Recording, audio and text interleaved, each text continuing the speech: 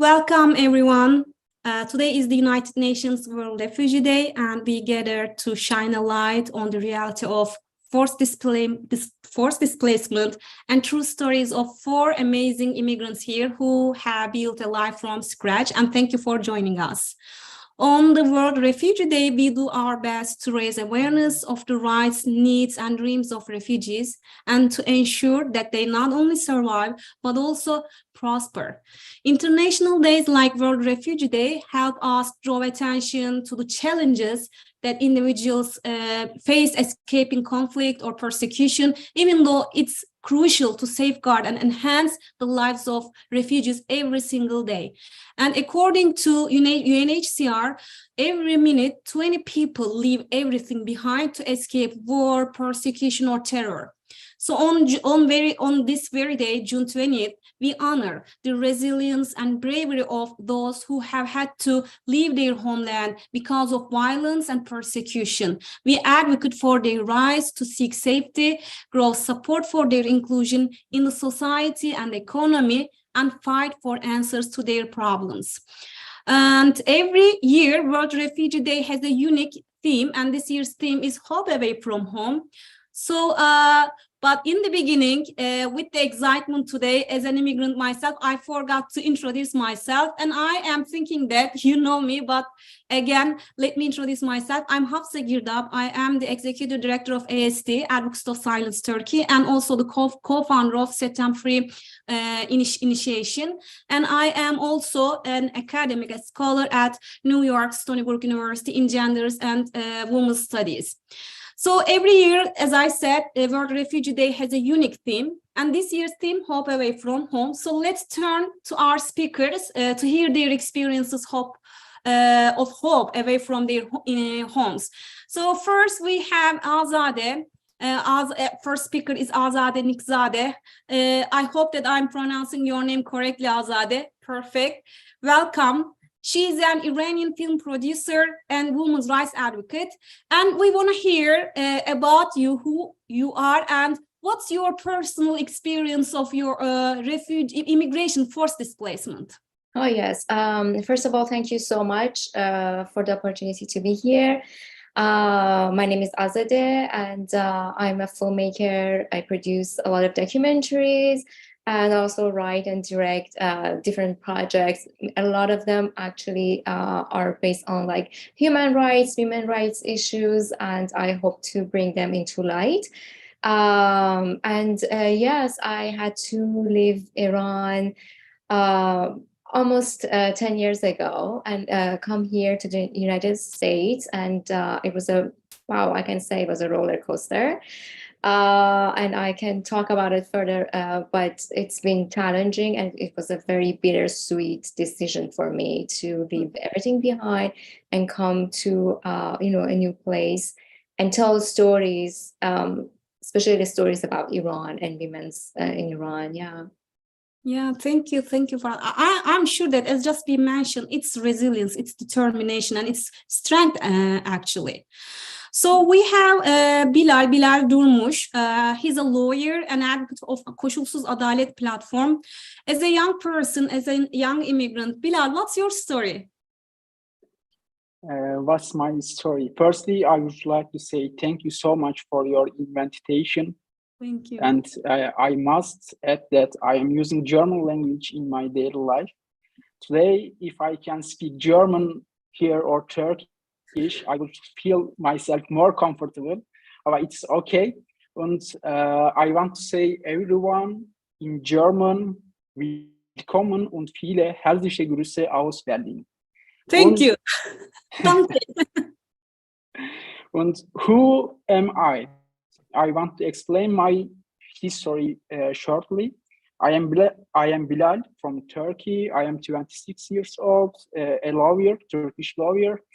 And I was born in West Turkey in a small town, and my parents are farmer, and I am the one person in family had the opportunity to study at an university.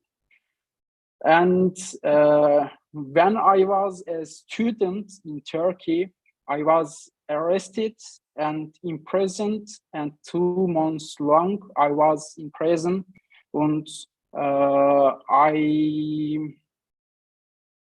I was accused of being a member of terrorist organization. Because of that, because of the political reasons, I had to flee from Turkey to Europe. Great. And what I am doing here, and I am a refugee also in Germany, and I have been living for 3 years in Germany. And I will get in August my unlimited settlement permit, as I became integrated so fast in 3 years in Germany. And moreover, I am studying Master of Law at Uni Freiburg, which is one of the best law faculties of Germany. And the language of instruction is German. And I am working on German criminal law. And I will write my master thesis in this area. And also I am interested in and working on international and German asylum law, and offer the refugees legal support voluntary at a refugee law clinic in Berlin. Also, lastly, I want to share with you, I am doing an internship in German Parliament. And I am at the moment in office, a member of parliament, and in moments in House of Berlin, House of Germany. Bilal, I am so excited. I'm sure that this panel, this discussion, this event will be very, enthusiastic and, motivating, I am sure, because we are going to come back to that point with another question. But seeing that you just fled your countries because of a, huge problem, but you didn't stop. I mean, it's really strong, it's powerful. And thank you again, Bilal. We are going to come back to you. Melike, we have Melike from United Kingdom. By the way, Azade lives in United States. I just forgot to mention. Bilal lives in Germany. And now we have Melike from United Kingdom. And she's a specialist on clinical psychology. Welcome, Melike. Who are you? Hi, dear Hafsa. Thank you for your invitation. I'm a therapist. I'm a psychotherapist. I'm working about mental health. I live in UK in London. After 15th of July, I had to leave Turkey because I was worried about my safety after the threats of people and government. And then I traveled to several countries in Central Asia and migrated to England. Yeah. Now you are doing your own job? I am doing my own job. Also, I am providing to mental health services in the UK. Wow. I am working for mental health. Great. That's really powerful, Melike. Thank you very much. We are gonna hear more from you.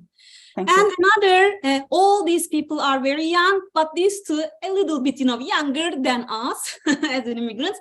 Tahmina, welcome, Tahmina. Tahmina is a student at Columbia University, and she is advocating for Afghan women and girls. Tahmina, welcome. Hi, everyone. Thank you for inviting me to this panel. I'm so excited to be here with you all. I'm Tahmina. I'm from Afghanistan. I'm born and raised there. I started college in Afghanistan before I had to flee. It was 2019 and before the takeover of the Taliban. But even in that time, it was like clear to everyone that something would happen. And at that time, thinking of the future of me and my family, my dad decided that we shouldn't live there anymore. So we went to Tajikistan, which is a neighboring country to Afghanistan. I was there for like a year and a half. I was a refugee. Tried so hard to continue my education there. But due to lack of resources, like I had to find an opportunity abroad. That is when I was thinking of applying to US universities and colleges and applied to Columbia. It was around October 2021 that I got my admission and I came here. I'm currently studying psychology. I'm minoring in computer science. Wow. And at the same time, I'm advocating for Afghan women and girls. One of the things that I want to mention here that really shaped my identity and why I'm doing all this is that after my high school, I got the first ranking in the university entrance exam. And that was a huge thing. And thinking back at that time and how everything has changed in my country, when that happened, so many girls from Afghanistan were inspired by that. And I had so many good interactions with them. I loved all those moments and I still cherish them. And I want to see Afghanistan back at those times. So that is one of the things that really motivates me to advocate for them. I have family in Afghanistan, like especially women, and I keep thinking about them. And I know it's like difficult for them to raise their voices due to the current situation, but I think I can do my best to help them out. So yeah, that was I have goosebumps. When you are speaking, I'm having goosebumps. Wow.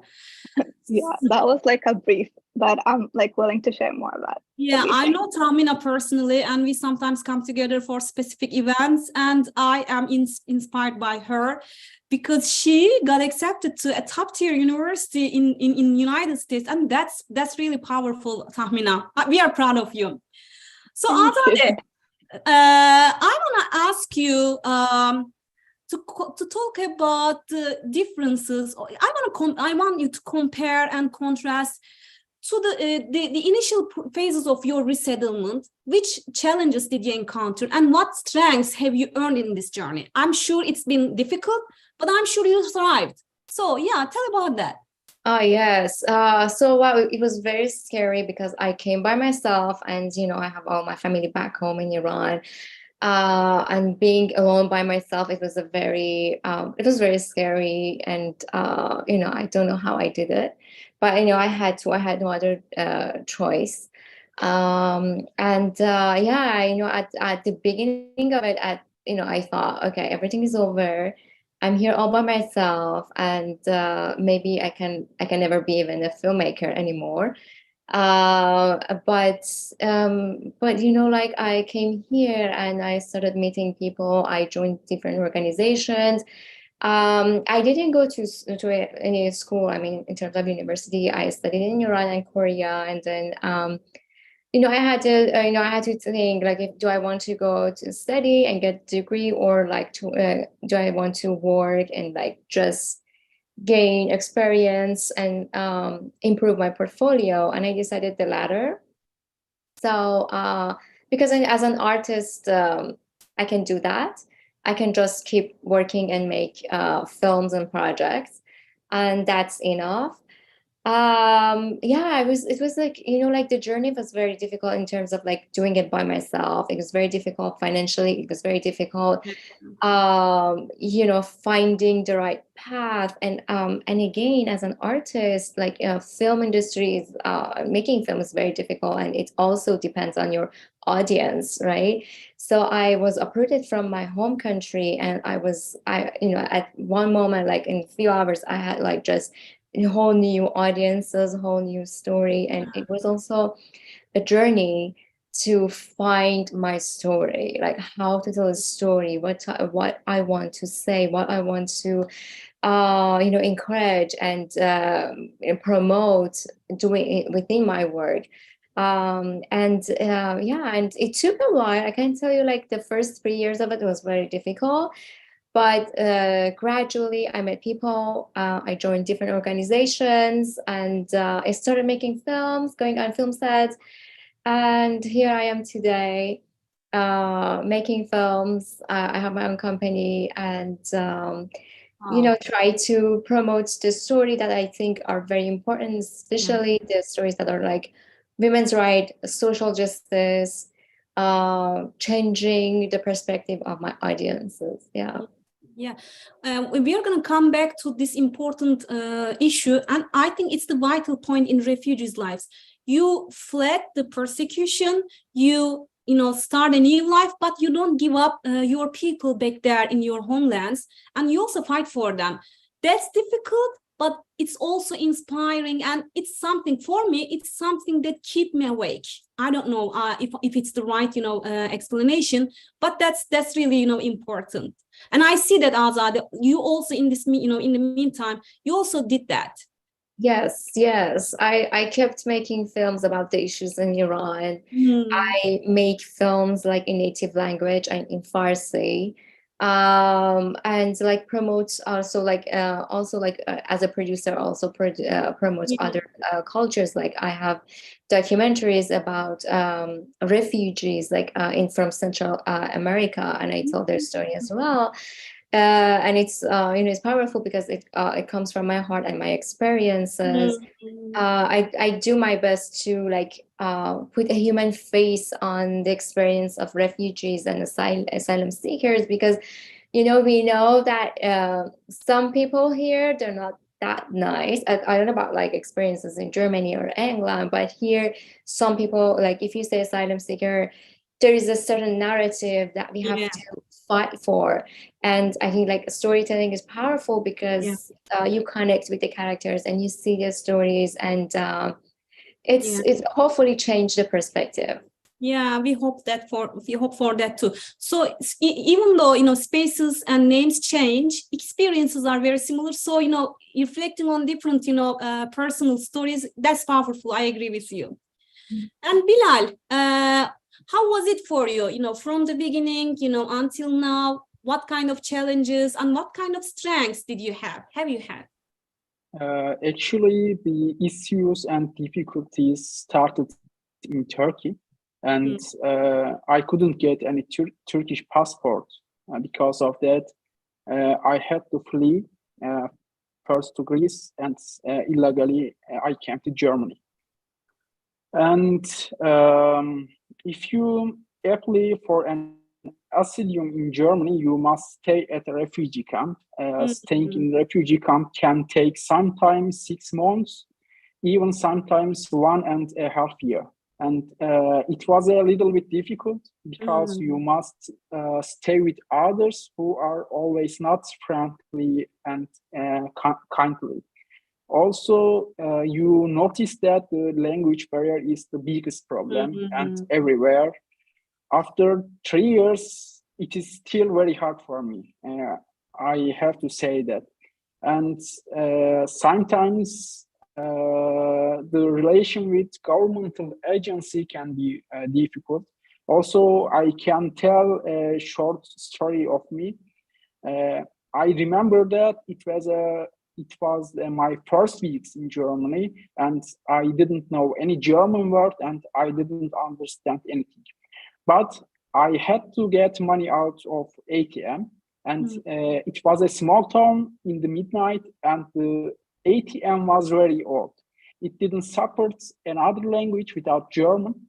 And at that point, I was so sorry and said myself, hey, Bilal, you were a lawyer in Turkey and you could defend people in front of the court, but now you aren't able to get money out from an ATM. It was sadly moment for me. Yeah, so. Yeah, how about strengths that you have had right now? I'm sure it's been, challenges mostly, but you got something. You got something there. Yeah, I can say some keywords about this, what I have earned in my journey. New language, German. Great. And new friends, new society, my freedom also. Oh, and that's the important part. Yeah. Yeah. And the importance of family and friends, and also this mentality, don't give up. Bilal, that's amazing. Your family is back in Turkey, right? Yeah. Yeah, resilience. Thank you, Bilal, for sharing your experience with us. Melike, how about you? I mean, you're a psychologist. I'm sure that you got a lot of things, besides challenges, but still, I'm sure you are a human being. What have you experienced? Challenges and other stories. Was a single woman. I had to motivate myself and move on my new life. My brother was in prison for almost 7 years, more than 7 years. It was very difficult for me not to see him and have to listen to such cases every day due to my profession. Every story like my story. It's really same. And then another thing, I think that I have destroyed all the prejudgments of the patriarchal Turkish society about women. For example, I moved into my own house and worked in job that required physical power, not mental power. And to earn my money, I don't think I could have done this in Turkey. I'm not sure. Yeah, Interesting. Yeah. it's challenges for me. Yeah, I work in jobs usually need more physical power. For example, cleaning due to selling something on the mall. I earn my money, not my profession. I earn money many years, and then today I'm working in my job. Yeah, it's not done, working in these jobs, but when you think about your, previous profession, of course, it's, coming down from up. But I have some guests in my house for a few days. They are moving from Kentucky to New York. So they are looking for a house and they are staying in my house, doctors, actually. And we were talking about, doctors who came here before they got their credentials. They cannot do, their profession here. And they have to, do Uber or, DoorDash, food delivery. And I said, you know what? Not just doctors, lawyers, teachers, academics, everybody has gone through this Uber experience. It's hard, it's difficult. But at the end of the day, if you, reach out to your own profession, that's worth, I guess, right? Yeah, completely. Thank you. And Tahmina, I'm sure you went through lots of different spaces, until you came here. How was it? It was difficult, but also I would say empowering. When I was in Tajikistan, it was the first time that I really had to think about who I was. Because back in Afghanistan, I always could go to school. I had my education, I had all the resources I wanted to have. But in Tajikistan, I felt like for the first time I was limited somehow. I wanted to do things, but I just couldn't. I didn't have the resources. I was like, what am I going to do now with my life? And I kept thinking about why I'm here and why do I have to experience all this, which was challenging. But at the same time, as I said, it made me think about who I am as a person and how my priorities are and what I need to change in my life. And that's how I decided to apply to universities, and I came here. I would like to talk about something different. When I came here, both in Tajikistan and in the US, I felt very lonely as an immigrant. Sometimes I felt that I was out of place, I didn't fit with everyone else. People had different experiences in their life, especially at school, and I was coming from a whole different country. And I was always thinking about how different we are and how I have to compete with everyone else if I'm going to be here.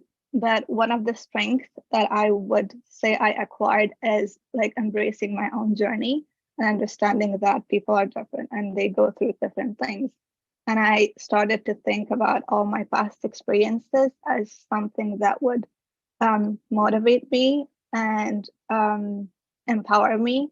And I started to embrace who I was. And doesn't matter how different we are, we can still work toward the same goals. And I started hanging out with a lot of people here in the US who are thinking the same way. And I think that was a really good experience to have. One more thing, I always thought about how I couldn't take risks here. And I was thinking about, well, I have to do a lot of new things here that I never did in Afghanistan. I have to network with people. those things I never did in Afghanistan. Like that's not the norm there. That's a cultural difference. But I have to learn all those, and I never did them before. But then I was thinking that as a refugee, I already took the biggest risk in my life. Like I just had to leave everything and start from the very beginning. And if I'm able to do that and take that biggest risk, like this is nothing. And I think that's really important for refugees. Like we've been through a lot and we're really strong. Like we just don't sometimes realize it, but yeah, we're resilient. Overall, I think there was a lot of challenges, but I feel much more empowered. Yeah. That's great to hear, Tahmina. This is, inspiring people, because, it's hard stay, powerful, strong, to, I don't know, to bear all the difficulties, but still, that's your story is really empowering. By the way, I want to remind our audience that you could ask questions while you are, watching on YouTube. You can write your questions. We can answer your questions if the time, allows us. Now, some another thing that I want to ask you, Azadeh. Do you think that you could contribute or incorporate your professional capacity in your new residence in the United States when you think about your own, job back in Iran? Were you able to, have all the resources to do your job? What was motivating? What was encouraging at that point while you have been building, your life in terms of your profession here? Oh yes. Well, I'm a filmmaker from Iran, and filmmakers in Iran face a lot of persecution and censorship.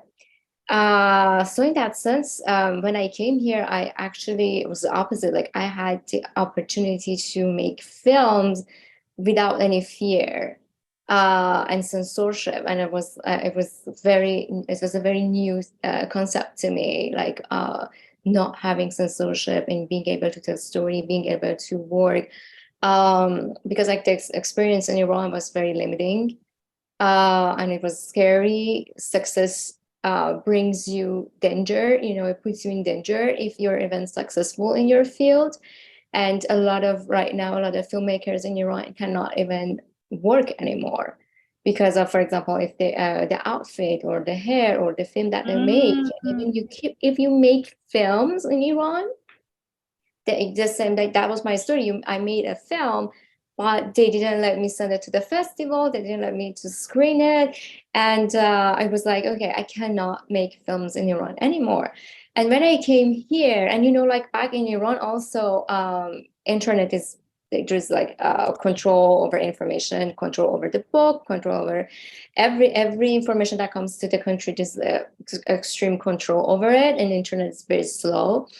So when I came here, I had freedom, which was very scary because, for a few years, I had hope. Maybe I can go back, maybe because I had a sick father and I couldn't, it was difficult. And I wanted to make films. I made some films, but they came from bad fear experiences. But, at one point I decided, okay, I cannot keep doing it. Like if I'm a free country and have access to information, especially like I found Amnesty International reports, and which was like, for me, it was like going through all the events that has happened in Iran, and like find out the lies that I was being told, like when I was in Iran. And so it was a point I was like, okay, I cannot continue like that anymore. I accepted that I don't have home. Like I'm uprooted. I don't have home. I cannot go back to home. This is what I have right now, and I have to move forward because there's no going back. It's just moving forward. And it was a freeing moment. It was traumatic, but it was freeing moment for me, especially as an artist.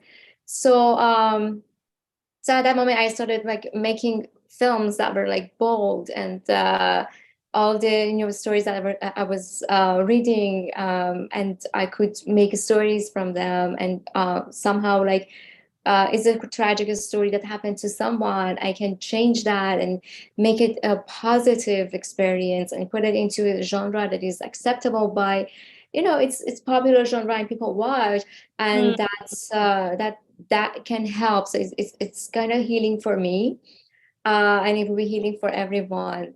So I think like in that term, like USA has a lot of opportunity because it's a free country, and there's no persecution in in a sense that what you want to say. The only limitation is just filmmaking is an experience, like it's expensive.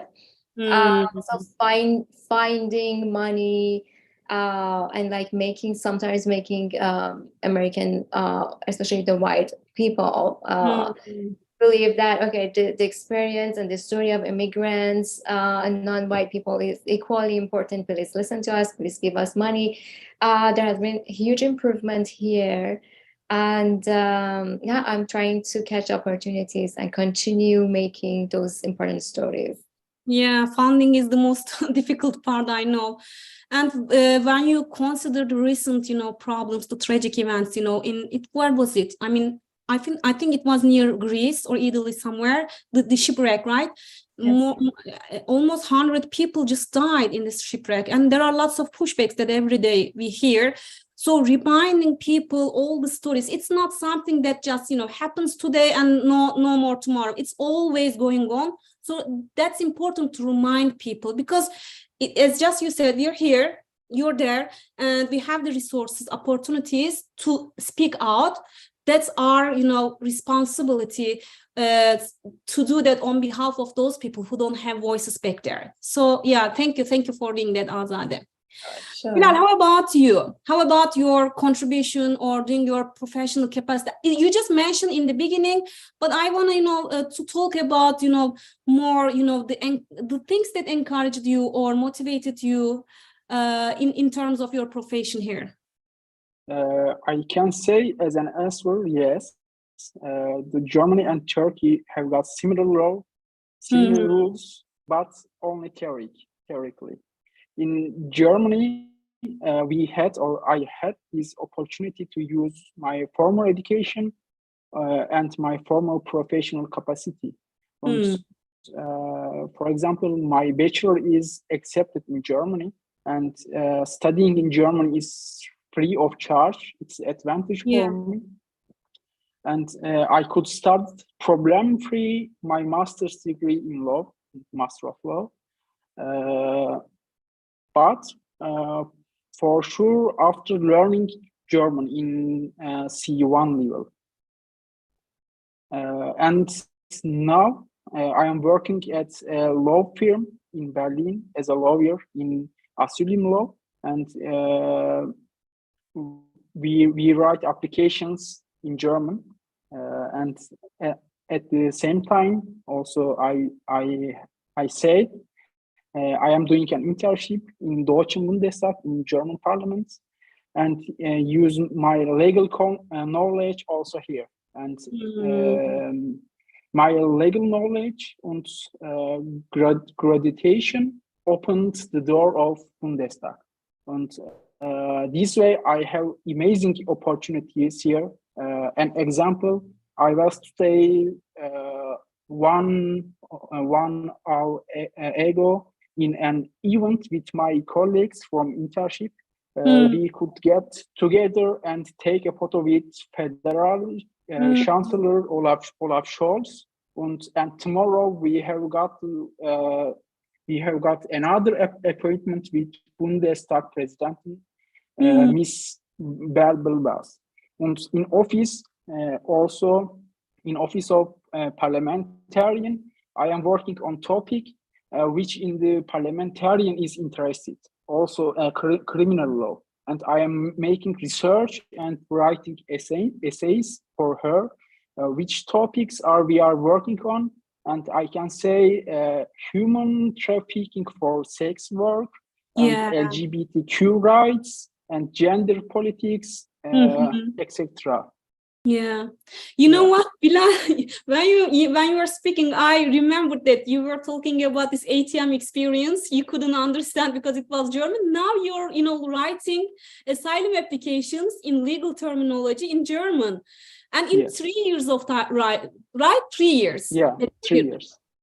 It's amazing because learning a language is difficult and writing legal documentation. Oh my God, it's really, I mean, you all have, very important positions, vital positions in your own communities, because you're not just building your own lives here, you're helping others. So yeah, thank you, Bilal. Melike, how about you? So you said that you were doing, physical job, and then you're doing, your own profession, but what happened in between? Yeah, when I arrived, I met with mental health professionals like myself and established a company, and we paid a considerable amount of tax to the British government, UK government in the past years. Yeah, since 2017, we have provided therapy to refugees in Turkey and Greece, especially. Wow. I have been working in a clinic in London for last 2 years and have started my own Oxford-based psychological counseling company, Core Belief Psychology, and became my own boss, delivering psychotherapy services to 26 countries around the world. Online. So pandemic was, a very bad thing, but it also, taught us how we could do our jobs online. Yeah, it's very enjoyable times for me because I'm working online around the world. It doesn't matter what time is it.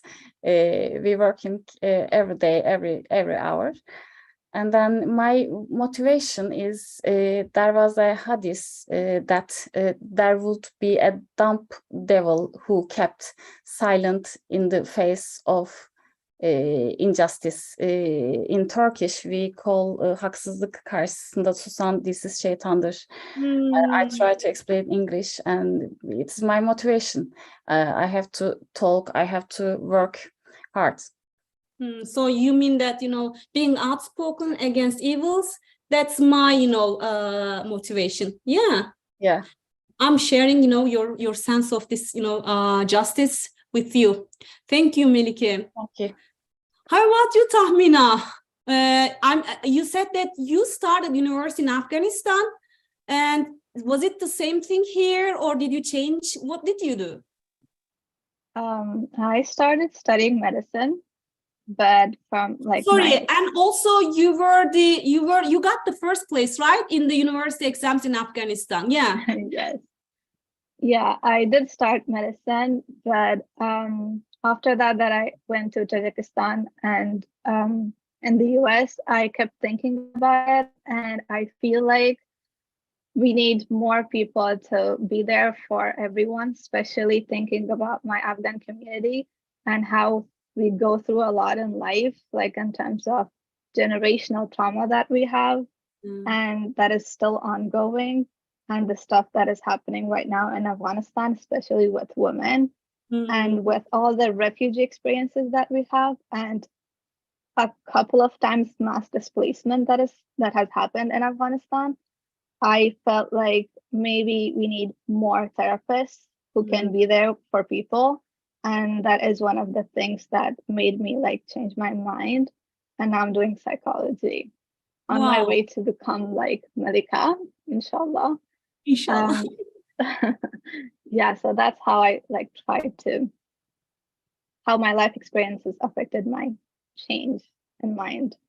And it was medicine. I was just for a year, but now I'm doing psychology. Wow. Yeah, but your reason to change your, major, it's really reasonable, and you're right to do that. And I'm sure that you're gonna change lives, Tahmina, in mental terms, in other terms. You're gonna do that. Thank you. And now, as a human rights activist or academic, I wanna ask a very important question. I have other questions coming from YouTube or my own questions that I had while I was listening to you. So, Azade, were you able to turn this experience of you in that you were talking into any form of human rights advocacy for your country? I mean, you talked about that you'll be doing films for Iran. Can you talk, for example, these recent events in Iran? All the world is now watching in Iran. There are lots of things. So could you, turn your experience to that, human rights advocacy? Oh, actually, yes. I think I have like 3 projects. Still, like, it takes a long time, but they're like right now I'm writing and working on it. About women's rights in Iran, and even before the recent events. And for example, I have a short film that I'm right now we're doing rewrite and trying to find like raise funds for it. That's about I don't know if you remember, like, I was a YouTuber, a teenager that was brutally got murdered in Iran. So I was her name was Sarina. And so I tried to, like, inspired by her story, tell the story that is empowerment story about women's and human rights, and hopefully screen it, and also with different organizations we can have a screening and have Q&A sessions and for our audiences. For example, if they ask us how can we help to, like, Iranian women, so we have guidelines for them.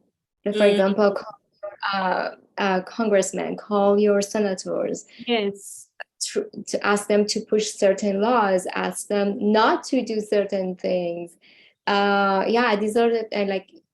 we especially aiming white women, like, that might not know about the situation. So these are the things that we do. Unfortunately, it takes a long time to, like, even like a short film, it takes a long time to write it, finish it, find money, but I'm doing it and I'm pushing forward. And you what you said is really important. There are people that they want to do something, but they don't know how to do. So on one hand, you are also trying to teach them, okay, you can raise your awareness about that through this. So that's also important, teach them. And I love this, phrase, empowered women empower women. So that's what you do actually, right? Yes. And hopefully, like, as I said, like, storytelling in films, especially social justice area, it's very powerful because it's indirect. It's indirect. You tell a story, you tell what you want, and it's very indirect, and people connect to the stories. And then, when they get touched, like, I believe, like, most people are good in nature. So when they see these stories, it happens several times that they come to us and they ask questions, and I think, like, we can guide them and help them, like, take these different actions. And like, knowing something about the situation, just having this awareness is powerful. You're right. Azade. And Bilal, you said that you are writing, you're helping asylum seekers, other refugees. That's also, turning your experience to human rights advocacy. But other than that, could you talk about, more about your experience in terms of advocacy? Yes, of course. Actually, I have to say that at selection interview, the delegation of Bundestag asked me a similar question. And firstly, I should say the goals of this internship program in German Bundestag. The goals are that the interns get to know democracy, parliamentarism, human rights, freedom of speech, and the values of Europe, and then they bring it back to their home country. You educate yourself and educate others at the same time. Wow. And they said to me at interview, we want you to see and to learn here in Parliament of Germany the democracy, human rights, state of law, etc. And then bring those in your country. But you aren't able to go to Turkey, go to your country. what do you say about this? Can you do what we say? Hmm. And I said to them, not only I am, also the German politics, academics, and educated people were refugees. They had to flee from Germany, from Nazis, but they turned back and built this democratic republic. Why can't I do the same in Turkey? And I was selected, and finally I can say that I believe that I can change something in future in Turkey. At least I will try. This is touching, Bilal. So you're planning to change your own country after all, right? In terms of Yes. democracy. Yeah. Fingers crossed. That's really, touching, you. impressive. Thank you. How about you, Melike? What kind of human rights advocacy, take place in your own professional experiences? Yeah, I am a volunteer, also a trustee of the UK-based HRS Association, Human Rights Solidarity, HRS, the founding group and current volunteers of mostly refugees and first or second generation migrants in the UK. Many HRS contributors and volunteers have paid a high price by becoming refugees for dissenting and speaking out against an autocratic regime. Unfortunately, yeah, I am working hard. Yeah, I see that. But thank you for doing that. Yeah. Yeah. How about you, Tahmina? I think my experiences is mostly like the people that I know from my relatives and family. And as I said, the generational experiences that we all have and how so many of us have become refugees and how there's a lot of stories that has to be told. Like that is one part of it. There's so much that the world should know about Afghanistan and about whatever that is going on within our country. And the other side is like especially women in Afghanistan and their current situation, which I think needs like urgent collaboration of the world and amplification of their voices. And as I said, like I have family who are there still, who cannot go to school, go to work, go to even public places like parks and gyms, which is devastating and heartbreaking at the same time. So my biggest goal right now is just to amplify these people's voices. And I think right now, like thinking about education and how important that has been in my life and how important that is in everyone's life, especially Afghan women, that is like a basic human need. And they're deprived of that. So that is like my vision and my goal for Afghanistan to be free and for Afghan women to have the rights that they deserve. So I'm hoping that day will come, inshallah. I hope that too. Yeah, inshallah. So I have a question for all of you. You can jump in. While you are doing that, how is the reaction of the local community that you are living in? For example, in United States, the white people, or are you in California? Azade? No, I'm in New York. Oh, you're in New York? So we are neighbors. Let's meet one day. So how is the local, reaction to your own experience and the work that you do? You can all, answer. Oh, yes. Like before, there was a lot of judgment because Americans couldn't understand the idea of like, I couldn't go back, especially while my dad was sick, and like there was a lot of judgment, and it was very difficult. But I think the experience of COVID, plus the current movement that has happened in Iran, made people understand more about the situation and more accepting about my current, who I am and why I cannot go back. And then for the films, I think the majority of the people are open. Like in New York or in LA, a lot of people are fine watching films, for example, in different languages. And there are a lot of women's rights advocates, and feminist people here.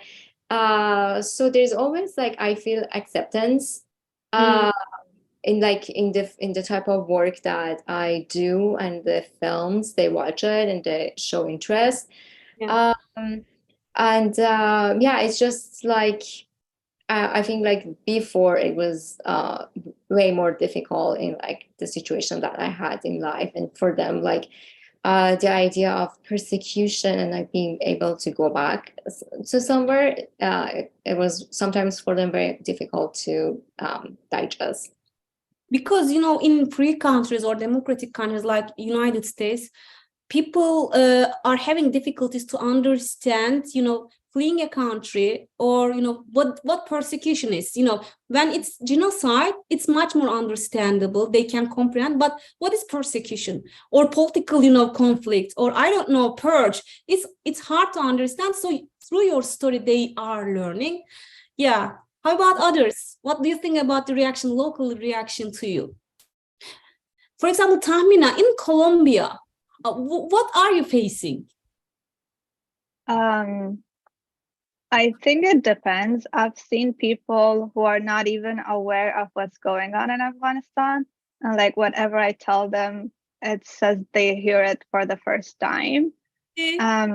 And last year when the Afghanistan government collapsed and they saw the people falling off the plane, and they were like asking me, "Oh, Tahmina, what do you think about this? How can people from Afghanistan not even understand that the plane will not take them anywhere?"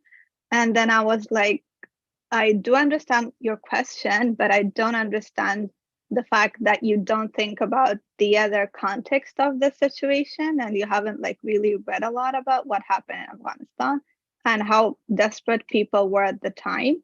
And I was like telling them that it was a shocking experience, and it's totally normal for people to not even be able to think straight.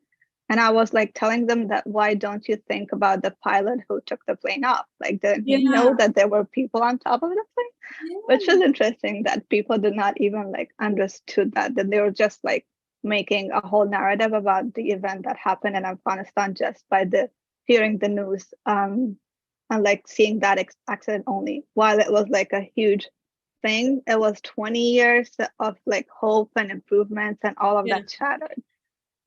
So I've seen people like that. I've seen people who don't really care, like they don't even ask.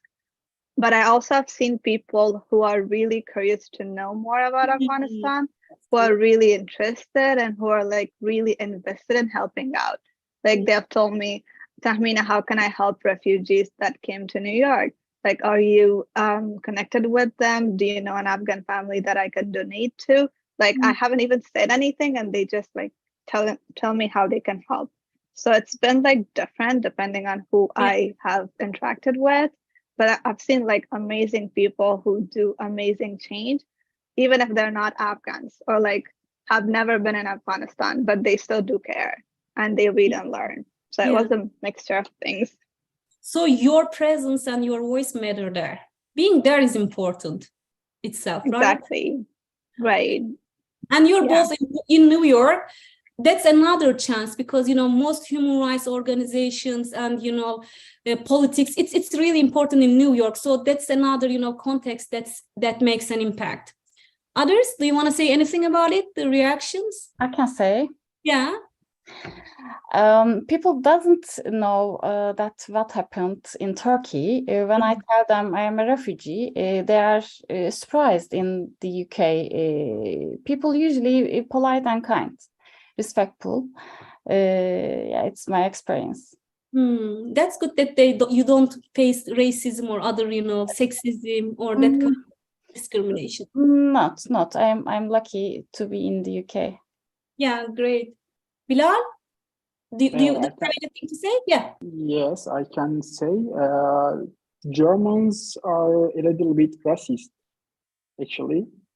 And many Germans think so. The refugees come Germany here because they want our money, they want our social state, and but if I say so, I am here for my freedom, and I learned German in 3 years, and I can speak German with you now. And I am taking any support from government. I earn my money, and please don't think so. We are here for our freedom.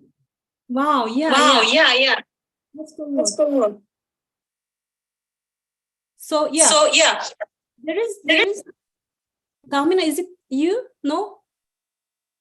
Okay, there was this echo. So yeah, I mean, if we stay silent, then there is no chance that they are gonna learn. So yeah, so being in the society, being socialized with the local community is important, right? And I have another question. You talked about that, but I want to ask you: do you want to go back?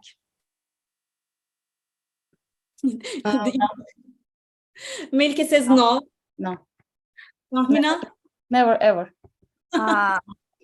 I, as a refugee, like I understand that sometimes I feel lonely, and I think that I'll never feel like I totally fully belong here, and that home is never this country. Like no matter how much I try, that isn't possible. I don't think I can go there like right now anytime soon. Because all my life, like when I was in Afghanistan, I was like, I will get my education and I work for Afghans, like in Afghanistan. But then I had to like leave, and now I can't think of like not working for them, if that makes sense. But I don't think I can go right now, because even if I go there, I'll not be able to work. But maybe in the future, when things get better, I will definitely go back. So home is there. Yeah, like I really feel like I cannot belong anywhere else. Somebody just mentioned, I cannot remember, we don't have a home. That's touching. It was you, Azad. How about you? What do you think? Well, I really want to go back to a free Iran, because right now it's very dangerous. It's like literally very dangerous to go back. There is like the persecution and the oppression is really all like high level at the time. But I really want, and I really dream of a free Iran, a democratic Iran.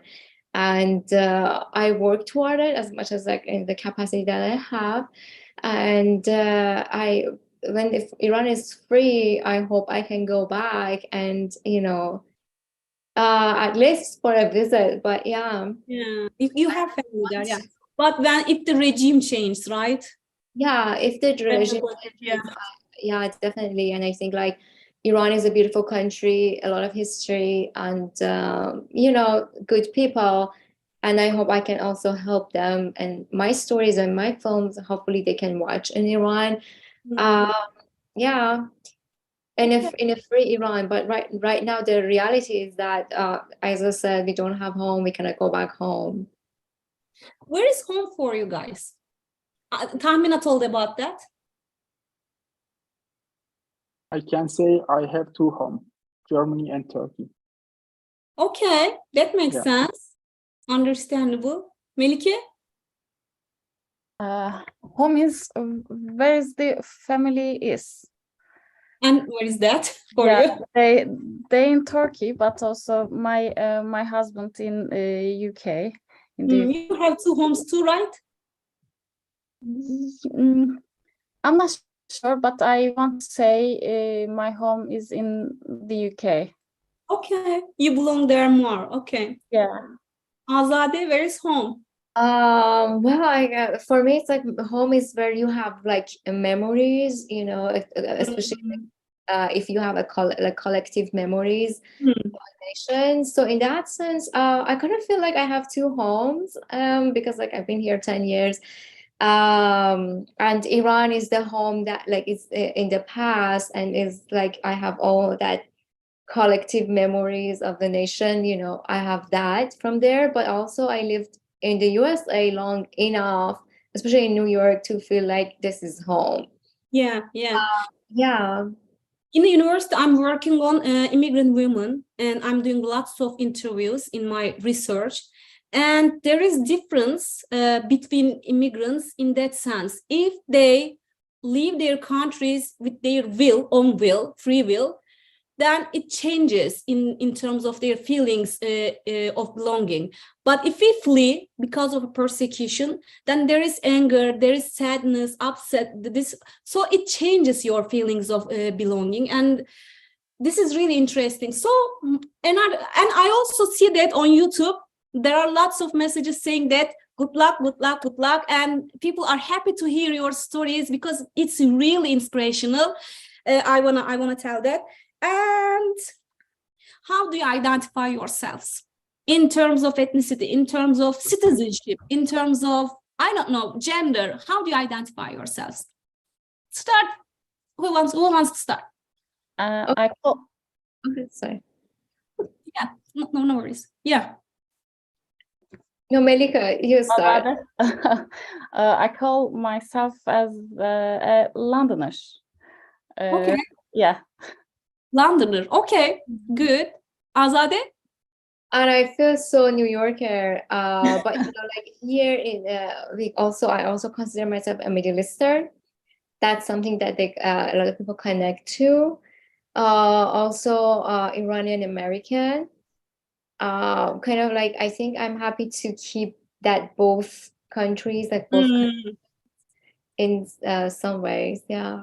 Yeah, most of the immigrants want to keep that, hybrid identity. The Turkish American, Iranian American, Afghan American. Yeah, that makes sense. You guys, Tahmina, Bilal? I I think call. sorry. His voice is Please. great. Okay.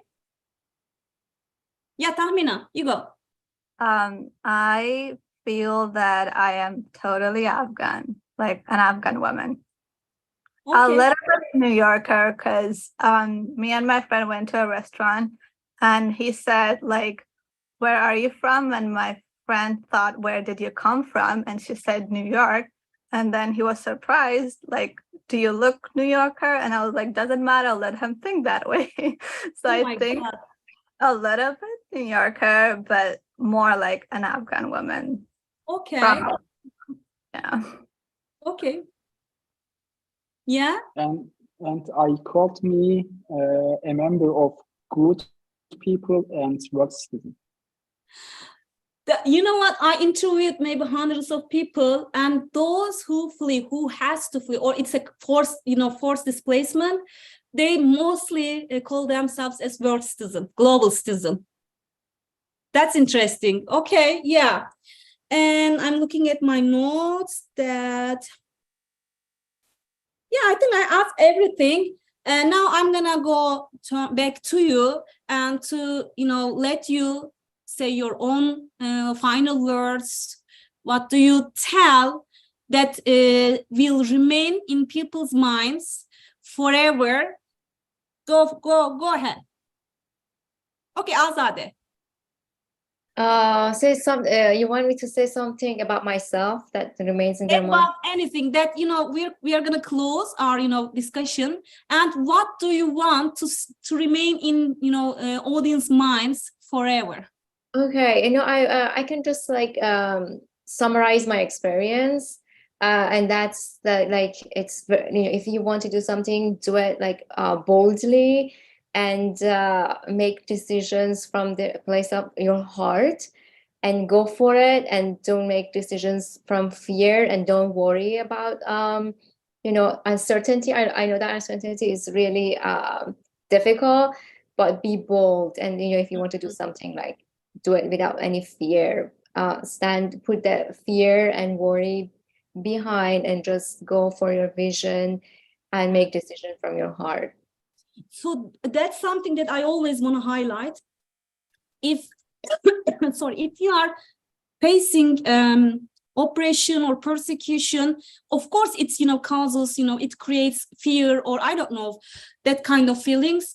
But that fear actually nourishes the authoritarian regimes and authoritarian leaders. So fear should stay behind if you want to change something. That's true. That's true. They want you to fear. They want you to step back.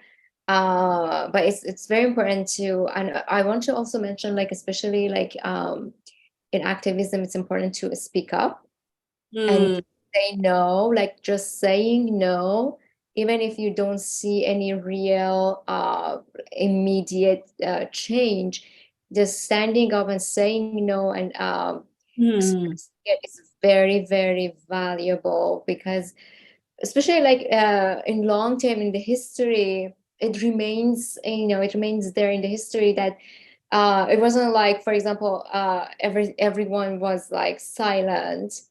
And it's very important to have like voices that say no and stand up and take a stand. And it's very powerful. Absolutely, absolutely. Bilal? As a last word, I would like to say, for everyone, don't give up. We will change it. Okay, that's also a common thing. Melike? I can tell other people, trust the process and keep doing what you believe. Keep solidarity with all different people. Solidarity. Tahmina is from Afghanistan, Azad is from Iran, you're from Turkey, and we come together. That's actually learning from others and also keeping solidarity. Yeah, that's important. Tahmina? I would say that you got to be authentic to yourself and who you are. Be yourself. Doesn't matter what people think about you. They might think low of you or have like low expectations of who you are, but you need to dream big, dream the impossible. Nothing in life is impossible as long as you do your best. Think you should use any type of resources that you have. Low, high, doesn't matter. When I was in Tajikistan, the only thing I could do was just like as a resource, I could use the internet and find some opportunities abroad. That was the only thing I could. But I was like, if that is it, I'll do that. Doesn't matter. Low, high, doesn't matter. Use anything that you have in your disposable and be confident. You're way more stronger than you think. You're resilient, you're brave, and you can change the world if you want to. Well, thank you, Tahmina. This is really powerful. And as a human rights activist, as a human rights and gender academic, I took a lot of notes because what your experiences, your stories inspired me a lot. So thank you for being here. Oh my God. Thank God that this is the end of the conversation. I keep coughing. Sorry about that. But thank you for being here. Thank you for making your voice heard. As Azade mentioned, telling stories is important. So thanks to the audience that they joined us today to hear out these important experiences.